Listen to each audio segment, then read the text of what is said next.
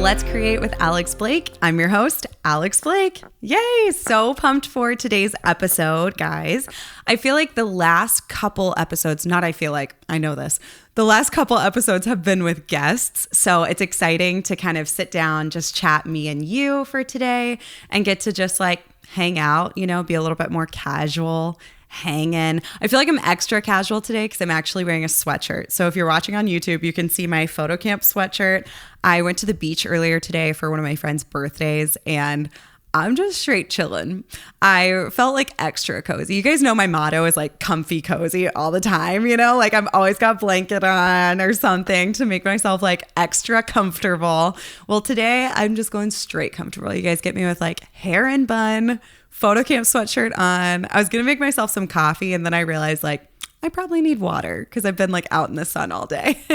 I feel like, I really wanted coffee because when you're out in the sun all day and it just like depletes you of energy, that's kind of how I felt today. And then I thought about today's a podcast day and I got pumped up again. So I'm excited for today's episode. Before we get to that, I want to give you guys some life updates. So I guess life update number one is that I went to the beach today for my friend's birthday. That was really fun. She's also having a party on Saturday that I'm going to. And guys, it's themed nautical chic. How cute is that? Isn't that a fun like theme? I hadn't heard of like that as a party theme, but she's so cute and fun. And I feel like it's going to be like a really good party. I feel like everyone's going to show up like really on point with the theme. And her sister is kind of like hosting and planning everything. They're calling it like a day at the yacht club instead of like her house. So it feels very fancy. I feel like I'm going to a fancy birthday party on Saturday. So I'll let you guys know how that goes. Life update number two.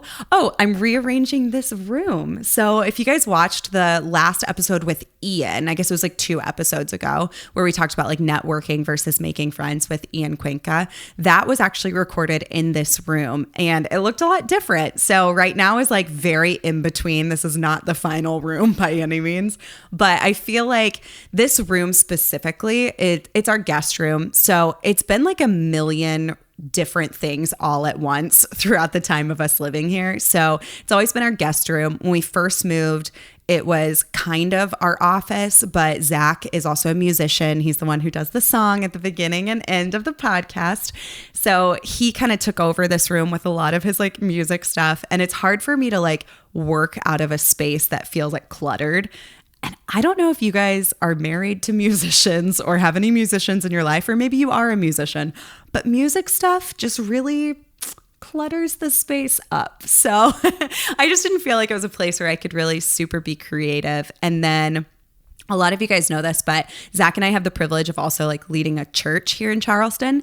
And when we first moved to Charleston, we actually launched the church out of our home. So we had the church in our living room and kids ministry was in this room. So it switched from being like my office in the guest room to being the guest room and the kids room. So we had like toys and a changing table and like, made it all like fun for kids. And we did children's ministry out of here and it was really fun, but it meant that the room wasn't quite what I wanted it to be again, And then after that, we moved the church from our living room to now we actually meet in the clubhouse of our apartment complex. And it's like amazing. I'm so thankful that they let us do that. It's an amazing space. We get to rent it out every week on Sundays and meet there at 10 a.m. on Sundays. And the kids ministry is there too. So this room then became the storage room for the church.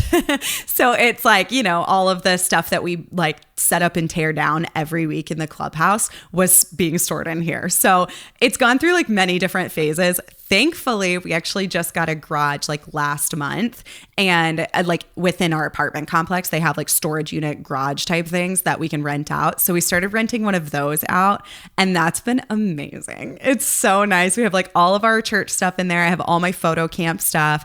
It's been like awesome to just have this space back. So I decided now that this is like fully the guest room / an office again, I kicked I kicked Zach out of it. And of course he can actually work in here. I say that super tongue in cheek, but I was like, no cluttered music stuff. You can have your music stuff, but it just can't be out all the time. And so I told him I want to make it like really cute and coastal. And he's like all for it. Zach is like the most supportive husband in the entire world, guys. Like he's he's just really, really amazing. And I'm so thankful to have him. He's like, yes, let's make whatever dream you have for this room come true. So also though, I'm rolling on a budget. So I'm trying to do things that are like, simple fixes rather than like redo the whole thing. But because, we're saving for a house. We'd like to like not be in an apartment for forever.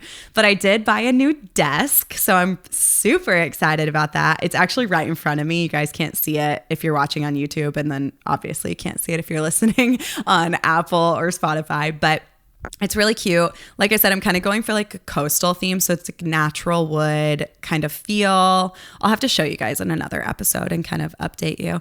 And then behind me, if you watch the like Ian episode, it's like a gray couch. I just grabbed a, what do you call those things? Oh, couch covers. I just got like a couch cover on Amazon, and it's kind of honestly, like, I don't know that I love the look of it, but I love the color of it. So I feel like the beige really brings out the room a little bit. I'm very thankful for the couch that we have. And we actually got that couch for free. Somebody gifted it to us when we first moved so that we could have people come and stay with us in Charleston. And so I'm very, very grateful for it. And it's like a pull-out couch. But the color of it is like a dark gray. And I feel like it just kind of brought the room down. So I'm excited to have like the kind of more natural beige feel in here. So I'm pumped about that. I also got some new pillows and a new plant. And then I think I'm going to hang a blue surfboard right there above the couch. So I am so excited. I'll keep you guys updated on the renovations of this room, the very cheap renovations of this room. So that's life update number 2. Life update number 3. Oh, okay. I know what I wanted to talk about. This is so like nerdy. If you guys don't watch this TV show, you are going to like, I don't know, you're going to make fun of me, but I am obsessed with the TV show Big Brother. Like most people watch Love Island, I watch Big Brother, okay? I literally pay for Paramount Plus, like CBS's streaming service, every summer just so I can watch Big Brother. I'm obsessed with it. I watch the live feeds. I like chat back and forth with people about it. So that is my like guilty pleasure is Big Brother. If you guys don't know what it is, it's kind of like Survivor, but in a house for a summer, and they have no contact to the outside world, and you can watch them live. So they have like competitions, and they have to like think of social strategy, and then they like vote people out every week. Guys, it gets wild. Normally the first couple of weeks of Big Brother, they're like not super playing the game. They're trying to like lay low. And this week was the very first week of the show. I don't know what happened this season, but they are like playing. Like they came to play the game so hard. So Zach and I are like pumped about it. We like love Big Brother. We have a watch party this week. That's how into it we are. Don't judge us, okay? But like only one of our friends here is into it with us. I actually like met her on social media, and she said that she loved Big Brother. So I was like, do you want to come over to our house for a watch party tonight? And literally she came over, and that was how we met. But yeah, so the rest of our friends that are coming, they don't really like Big Brother, but we provide the food, so they come. They just want to hang out with us. So yeah, we'll chat about Big Brother a little bit more throughout the summer because I'm obsessed with it. Let me know if you also watch Big Brother because I need people to talk to about it. If you don't watch Big Brother, you should. Okay, to the meat of this episode. For today, I want to share some client horror stories, which sounds really scary. It's not that scary. I mean, like, it'll make your stomach drop for sure if you're a photographer, because you never want these things to happen to you. But when I was at the beach earlier with my friend whose birthday it is, I told her what I was going to be talking about for the podcast. I was like, yeah, I'm going to talk about I'm going to talk about photographer horror stories. Wow, I cannot talk. I'm going to talk about photographer horror stories. There we go. And her face was like, wait, what? She like heard the word horror and she thought that I was like telling gory stories of things that have happened to photographers. And I was like, what? No. But she used to be like an EMT. And so she was saying like she has actual horror stories that has happened to photographers. And I was like, I do not want to hear them. Please don't tell me those. But then she told me one, and honestly, it was really good. It involved a photographer, the dark web, and a railroad track. Yeah. So it was crazy. And honestly, I'm not telling you right now because I won't do the story justice and I might just need to have her on one day to tell that story. But I do have some good stories that you guys submitted on my Instagram. If you guys like this kind of episode, let me know. I'll definitely have more where I can like have you guys submit stuff and we can have a conversation about it. But for today, I already have all of the stories. I have 8 that I wrote down. I've skimmed through them. I haven't read all of them because I wanted to be able to give you guys like my real reaction to them and kind of react with you guys. I will say some of them are like really long. So give me grace as I read because you know when you're like reading in front of people and you like trip up on your words, I feel a little bit scared that that's going to happen. So just go with it. But yeah, so I'm going to read these. Like I said, I have 8. If it feels like the episode is going a little bit too long, I'll probably just pause and then do like a part 2. So yeah. Okay. Without further ado, crazy photography horror story number 1. I was shooting a high school senior and maybe 30 minutes into the session, the mom came up behind me and was like, "Hey, my daughter has amazing curves. Could we show them off a bit more?" So of course I said, yeah, but in my head, I have actually no idea what she means because this girl is 17, LOL.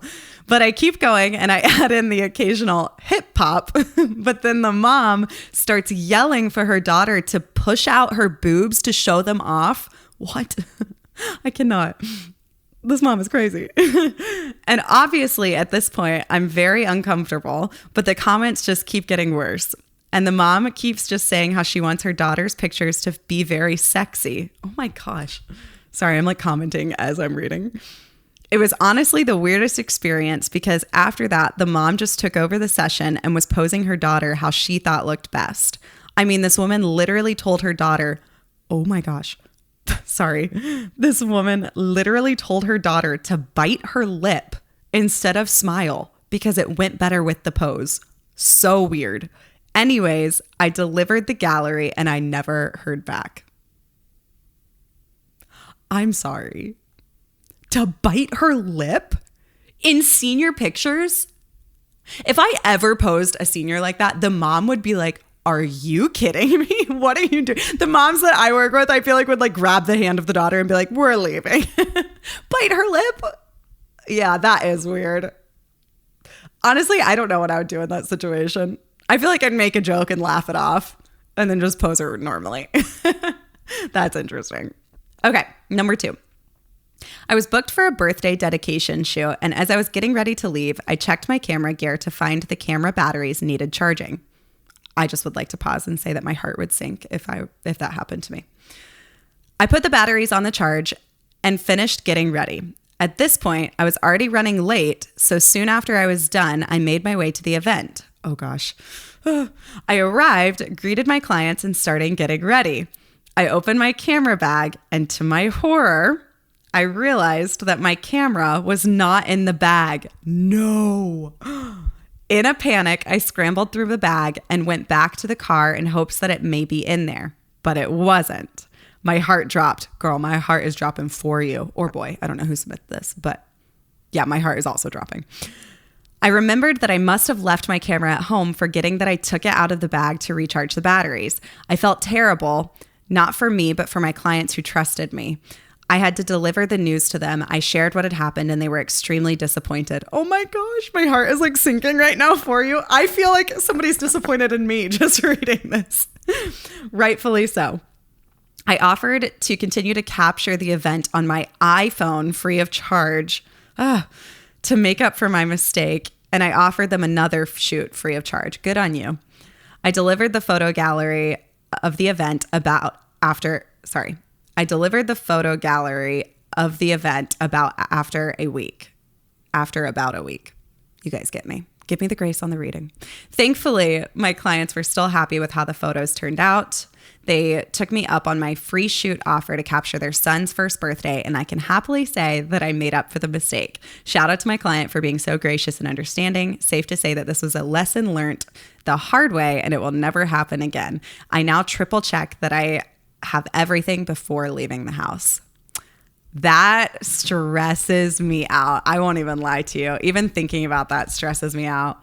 One thing I do, I've never left like my camera at home, but I have had like really early on into my photography days, I have had where like I've left my SD like card holder. So I didn't have an SD card when I got to the shoot. And that, it freaks me out even to this day to think about, guys. It was so bad. I had to like run to the nearest drugstore and pick one up. And it was like a whole thing of a thing. But from now on, you're right. It was like a learning lesson for me. And so I'm sure this was for you, where now I triple check and I have an extra SD card at all times that I keep in my camera bag, just in case for whatever reason I leave my case. So it's fun how it's like, it always sucks in the moment, but it's always a learning experience too. Okay, number 3. It was just another fun and crazy wedding day. Nothing seemed super out of the ordinary. They had a crazy group for their bridal party, and the shots started early in the morning. It wasn't until the reception that things took a slight turn.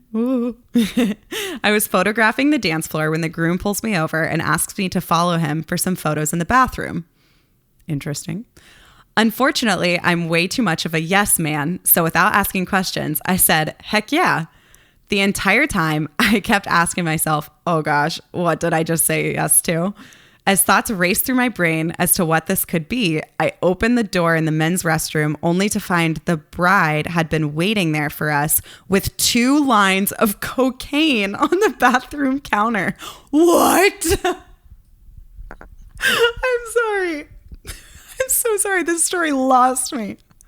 Cocaine? Okay. That is not what I thought we were going for in the bathroom here. They were so excited and asked me to snag photos of them doing a line together. I smiled, snagged some photos, and immediately questioned in my head if I was going to be in trouble for witnessing this at all. Oh my gosh. That is like crazy. That is a crazy horror story right there. Like, that's nuts.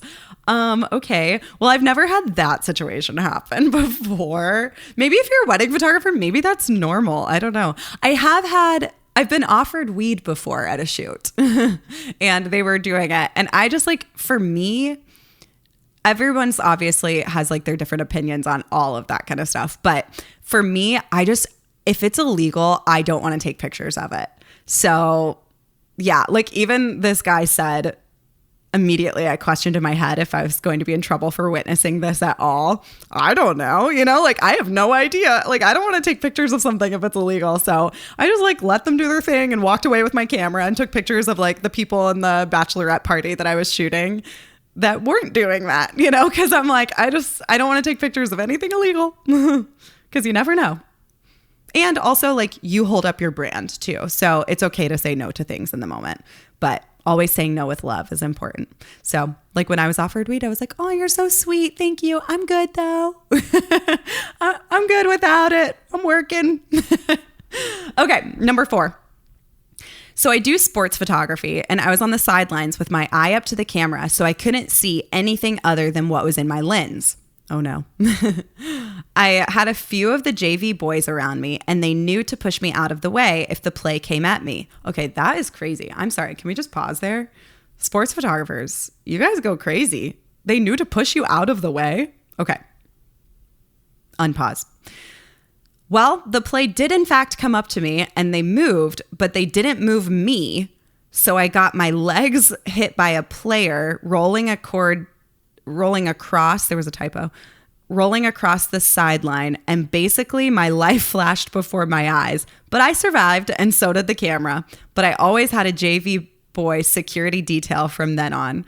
And the pictures turned out good, and my camera survived, so I didn't care. And also, my boyfriend was the one who tackled the player who eventually rolled into me.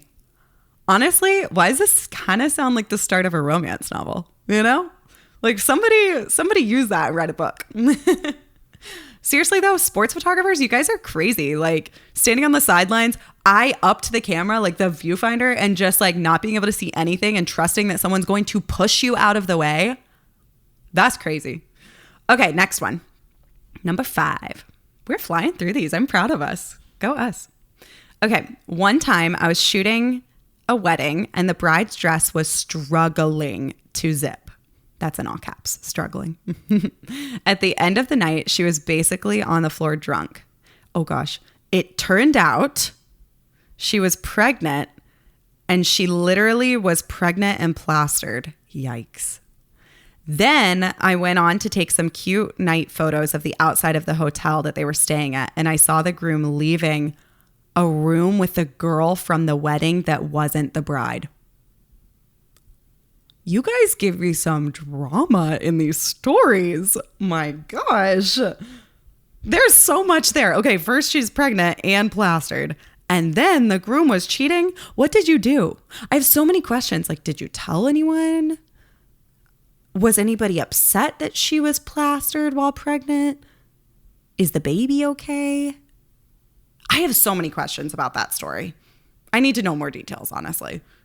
Okay, I need to move on because that's like, it's kind of sad if you think about it for too long. So I need to move on. Okay, number 6. I was hired to photograph a funeral for a family member who lost their mother. Oh, even more sad. She was visiting from Africa and got sick while visiting in Canada, so she passed away while there. They had a lot of family fly in for the funeral, so I suppose it was quite a big deal, and that's why they wanted to hire a photographer for it.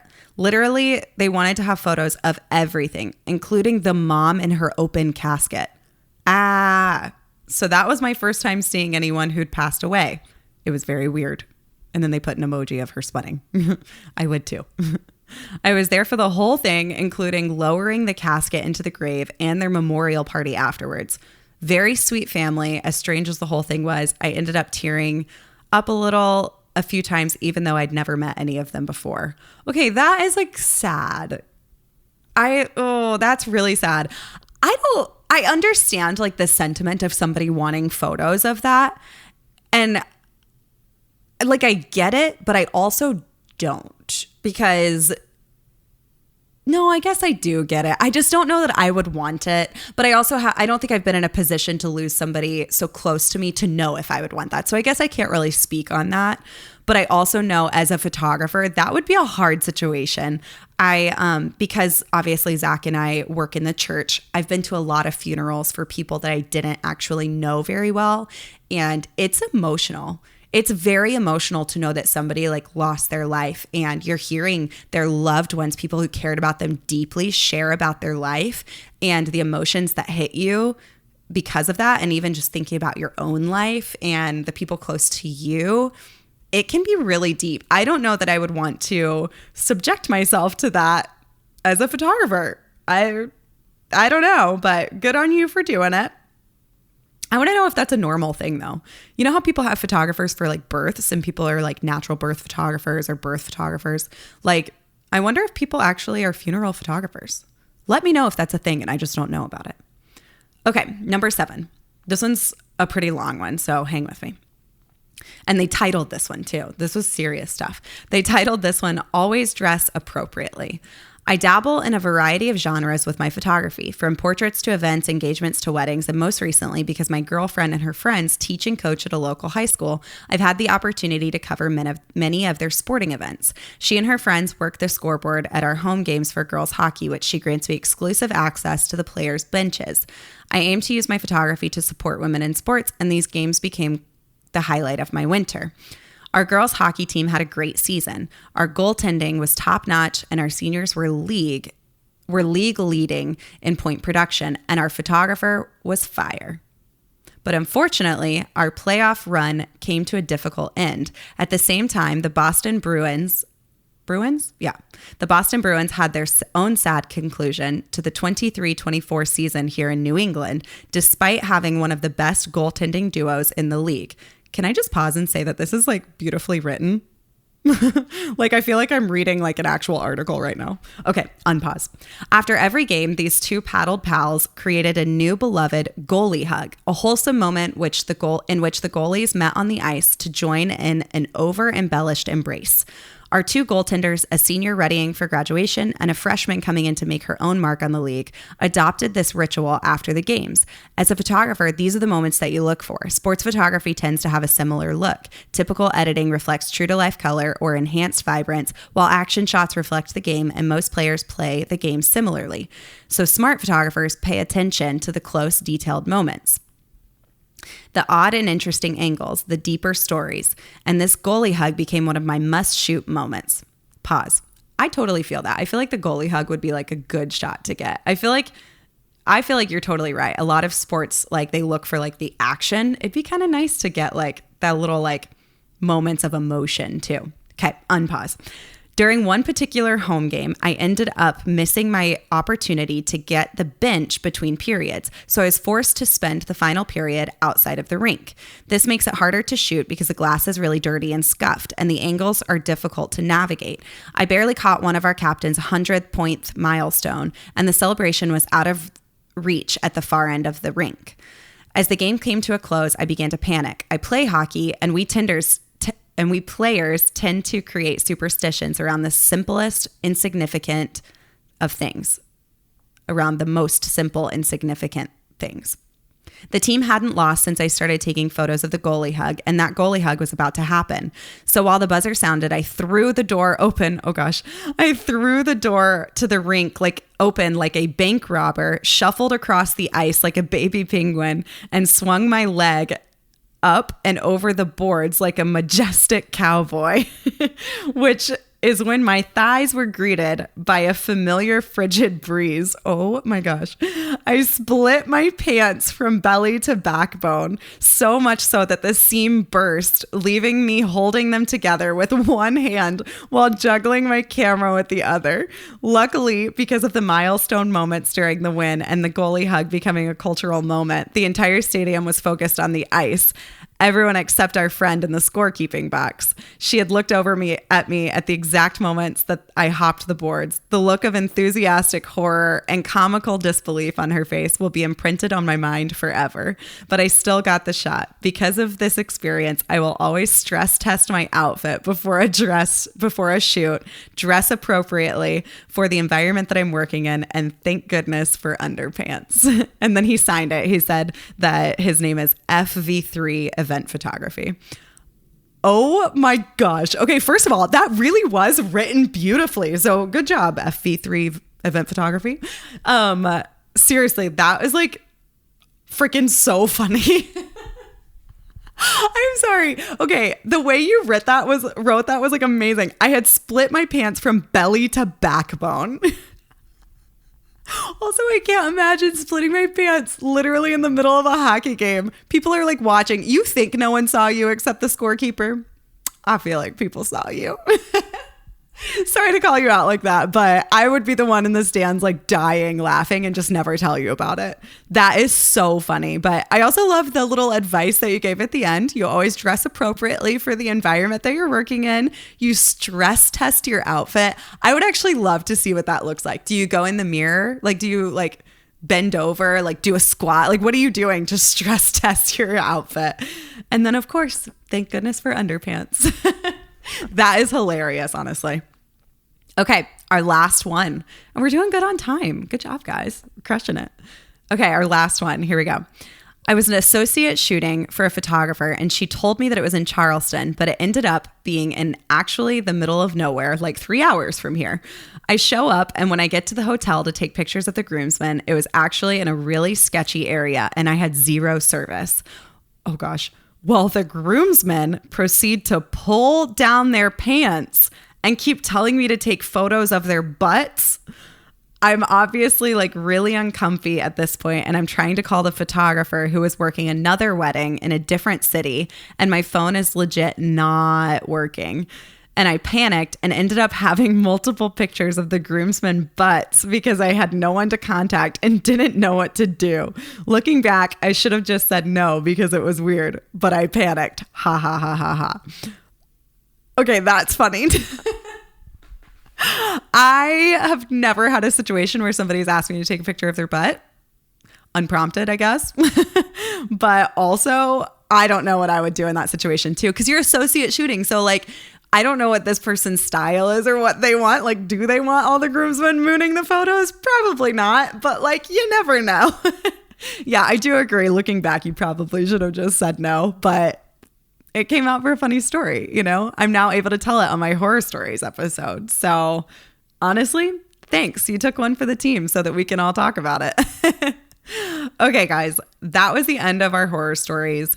I really liked this episode. So let me know if you liked it too. And I can definitely do more like submission ones, but it feels like we get to have a little bit more of a conversation when we do submissions. So yeah, comment, DM me on Instagram at Alex Blake Photography. Let me know what else you want to hear. We can do submissions like this again, or we can talk about something else. I've had a couple requests for episodes that are coming up soon.